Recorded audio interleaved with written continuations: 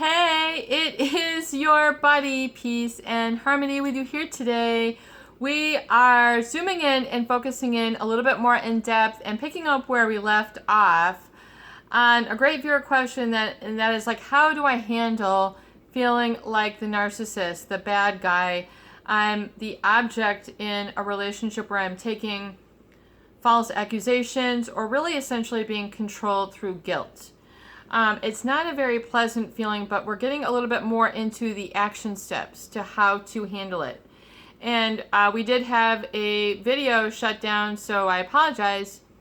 But I want to pick up because we're talking about how do you back off this situation when someone is trying to control you through guilt or projecting their issues onto you, or it's just creating an overall environment of tension. And to kind of make your way in and disrupt this pattern or this tension is to basically put them first for a moment and, as we're saying, show some sensitivity. Show some acknowledgement and validation for their cause, their concern, their passion, their situation. Help, doing them for a moment, putting them first, so to speak, in order to get a situation where you can feel open or that they are open and receptive. If you have to communicate or want to or feel that you need to, or this is a family member, so they're going to be there at birthdays, holidays, celebrations. And how do you manage? Not cope, but manage and back down this projective behavior. Well, some situations you can say, I'm done being the object of your projection. I'm done being the object of your projection. I'm done being a scapegoat here. That's if you want to go no contact. And that's if you want to show them you ain't having none of their issues heaped on, and you're not a dumping ground. If you need to have that degree of confrontation, if it's been really, really bad, and you need to go no contact, and you need to basically let it out, open up a can of whoop, then you need to tell them in, 5 to 15 words, I'm done being the object of your projection. I'm done being a scapegoat. Period, end of story. Adios, bye-bye. Here's a quarter. Call someone who cares. I'm out of here. Exit now. Baby, bye. For some people, you really need to leave the abuser. Leave the abuser. Oh, but I thought it would get better. Oh, I thought we could work it out. Oh, I want to know what to work it out because I still want this relationship. Well, if you're in a relationship with someone who is abusive, a narcissist, someone who's projecting their insecurities onto you, and you can never fight your way out of it, or it's just always going to be a conflict, you are better off not suffering. You are better off not having this relationship. But peace and harmony, my whole life is a struggle. Why stop now? Then that's going to be your choice. You're going to make a conscious choice then to suffer at the hands of this person. However, if you don't want to, and you have to find, and I would say to a degree, be realistic, be real with yourself. To what degree can this relationship work, be something, be there, be pleasant, be productive, have a future, all these things. You need to make that assessment. You need to make that determination. And it doesn't mean you have to judge the person and harbor resentment and anger and not forgive and woe, pitiful me, and have a pity party. It just is what it is. Namaste. Let it be. Let it be. Unfortunately, we can't always explain it, but some people are abusive.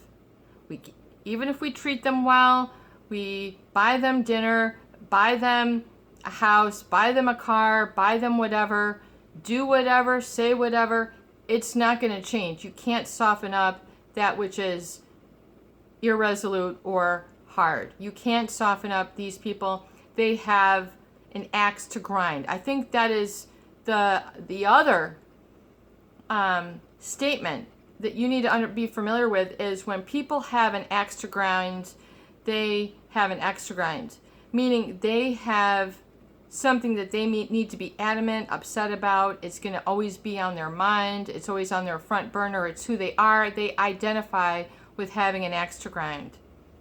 Oh, but I have to do this. I have to, da da da da da.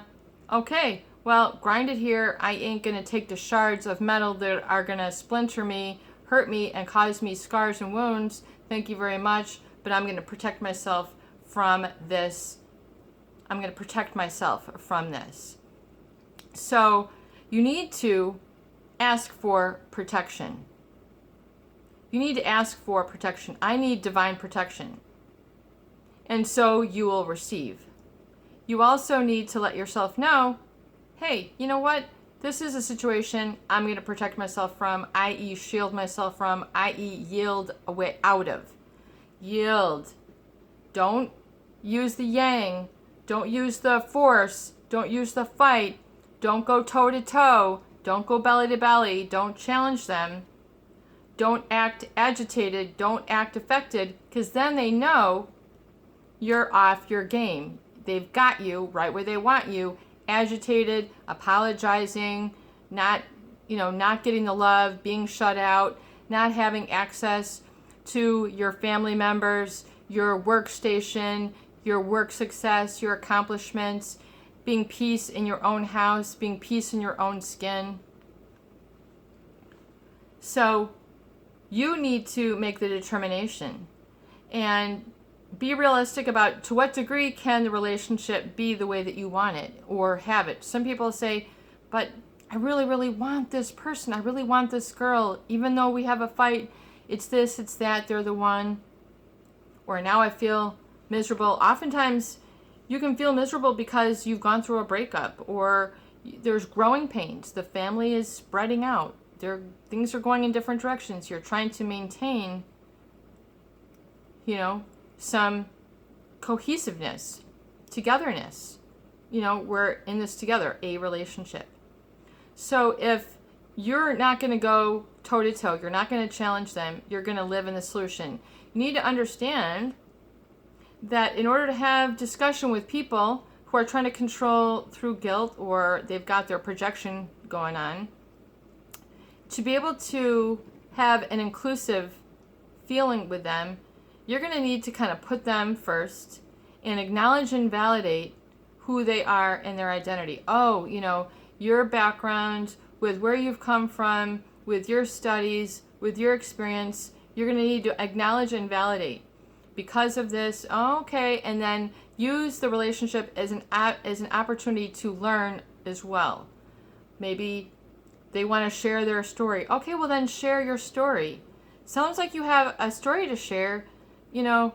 Definitely share your story. If you want them to open up and talk to you, then ask them, well, share your story. Oh, but they're going to, then don't.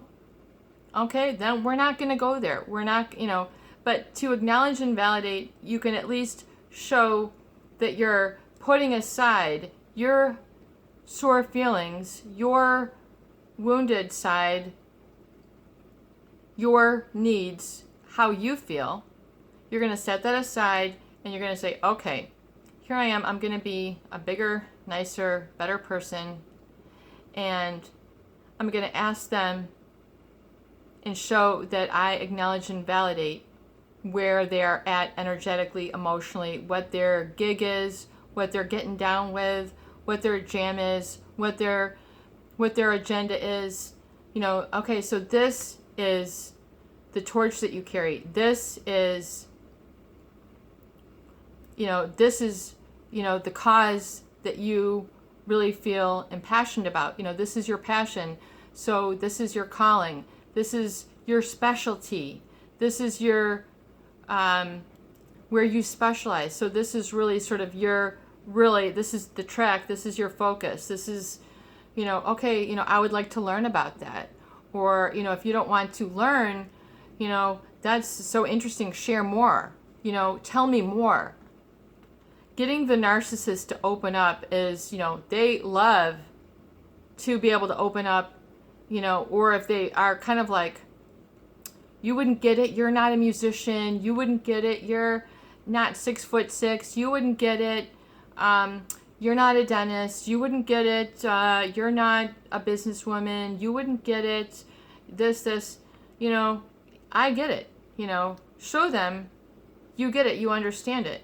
Yeah, we're not here to judge, but they might also be part of that secretiveness. There's a secretiveness oftentimes to a narcissist if they don't want to share. Okay, so, this is something you want to be secret about. Okay. This is something you're not going to share. Okay. This is something that you don't think I'm going to understand. Okay. Then show that you kind of get where they're coming from and it just ain't right. There's a little something off and you get it. Okay. But you don't, you got to be careful. You've got to be careful. And as we were saying earlier, these relationships are the opportunity for you to grow in self-acceptance and releasing blame for other people's problems. You don't need to take the negative credit for. You don't need to take the hit for. Just tell, I'm not going to take the hit for this. I'm not, going to take the swing for this. I'm not going to take the down low for this. And just show that because if they've made that determination, okay, then, if not now, is this like an ongoing thing? So it's just always going to be this way. You have to make your determination. How can you change the tune, though? By showing that you're interested, by showing that you are 100% attentive, giving them your undivided attention. Sounds like narcissistic supply, doesn't it? So you have to determine, are you enabling this to continue? Are you enabling yourself to continue to be the object of contention? Because that's a very unpleasant, unsatisfactory place to be. And I would not recommend being a scapegoat. I would not recommend being controlled through guilt. I would not recommend reducing yourself to the object of someone's prejudice or bias or judgment. I would not recommend it being on the receiving end of that.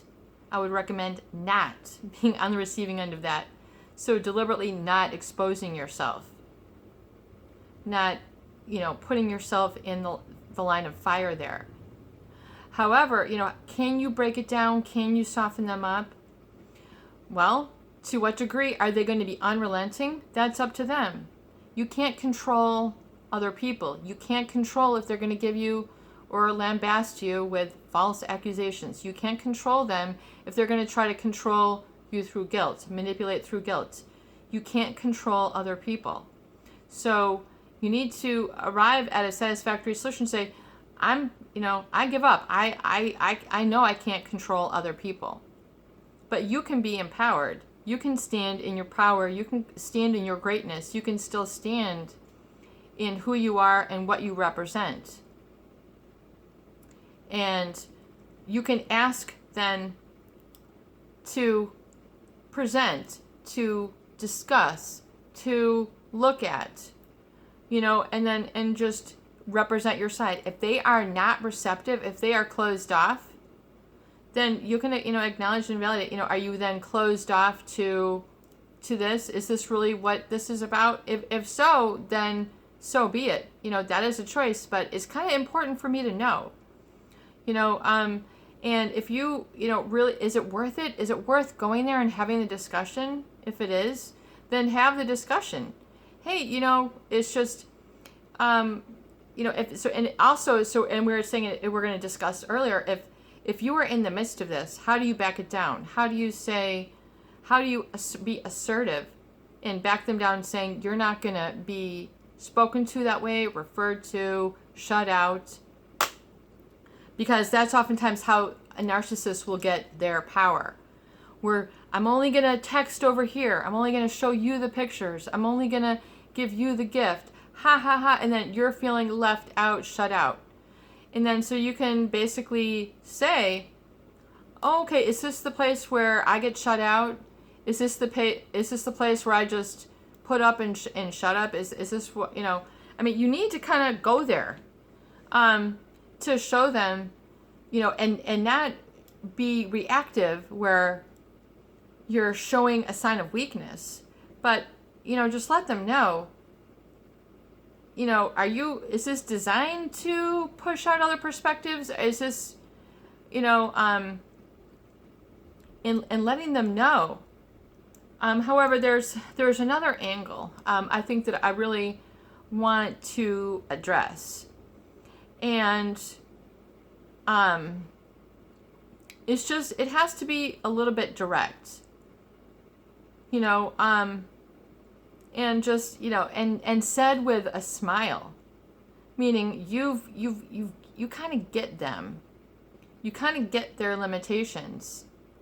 And so you can address them and just say, wow, I see that this is like a really big cause. Let's say someone comes from another country and they're really sensitive to a certain issue. Really sensitive, and I'm not going to go on the topic because YouTube is going to kick us off, but some sort of trafficking. Okay? So I can see, you're really adamant, this is a real passion, this is a real cause for you. I totally get that. That is really amazing. That is awesome. I mean, so important that the world doesn't suffer that way. So show that you embrace their cause. It's really important.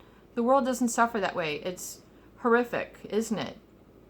Begin to be part of their discussion if you want to enter in that way, so you can get to know where they're at. But their feelings, you might not want to explore. You might not want to go down that rabbit hole. You might want to go a little bit. You might want to see the rabbit, but not go down the rabbit hole. So realize that there's going to be a rabbit hole, meaning you might need to go through some or not. So if you can embrace their delicate cause, their sensitivities, show awareness, show that you're debonair in this way, meaning sort of, a woman of knowledge and sort of these global issues, a man of these issues. You get it. You get where they're coming from in a sort of elitist, specialized way, showing you're debonair, suave and debonair. In other words, you get it. Even though you haven't walked that walk, you have walked, you know what it's like in their shoes. I know what it's like in your shoes. I know what it's like. I get it. I know how it feels. When you're trying to show someone that you get their cause, you get their why they're projecting. But do you really, you have to protect yourself. You have to protect yourself. To be inclusive, though, if that's what you're going for, at all costs, maybe you want to savage the relationship. This was a woman you really love, or you have a child with this person, then you need to show that you acknowledge and recognize their cause. Oh, I get it. I know what it's like in your shoes. So showing that you get their path. You get it. Even for people who are hurtful. And oftentimes the people who are projecting, they don't want to have a two-way. They just want to dish it out, and you're just going to have to take it. They want you to be at the receiving end when the S hits the fan, and that's what they want. Unfortunately, then you can say that, I know you just want, people that not confront, not address. I know you don't want people to be assertive. I know you don't want to bring this up. I know this is your thing. I know this is important to you. I know this is kind of like your agenda, your identity. This is your calling. I get it. This is your calling. This is your issue. This is your belief. I get it. This is your value. I get it. This is what you embrace. I get it. This is what you stand for. This is what you represent. This is what you mean. This is what you're talking about. Showing acknowledgement and validation is a way for this person to perk up their ears and go, oh, wow, But you have to determine to what degree do you want to go to the rabbit hole or pet the rabbit. And it's a great question, and I hope that these videos do help and have at least shed some light on the cause that's created this effect, how you can see it coming, how you can handle it in the midst of it, and how you can let it go and let it be and be where it may. Namaste. It's your buddy. Peace and harmony. Make peace and harmony your ally, your vibe, your gig, your gig, what you're down for. What is your jam? Decide and determine, but I hope peace and harmony is your jam, no matter what you have encountered, are encountering, and desire not to encounter and be free from.